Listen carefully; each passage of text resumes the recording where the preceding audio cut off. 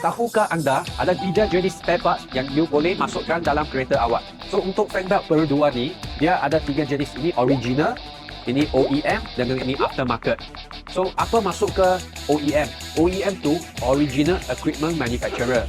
So OEM ni, you tengok, ini walaupun brand Pearl 2, tapi brand yang buat untuk belt ni Bangdo. So Bangdo ini bilang untuk buat fan belt untuk Pearl 2. Tengok tak? Sini pun tulis Pearl 2 original. So yang ini pun kira OEM sebab dia Bangdo kilang dia belt. So yang ini untuk OEM fan belt Pearl 2 Original Equipment Manufacturer. Yang ini untuk aftermarket brand. So dia ada brand sendiri, dia tak buat untuk Pearl 2, tapi dia punya kualiti pun okey yang boleh pakai juga. So untuk segi harga dengan kualiti untuk belt ni memang ada bezaannya.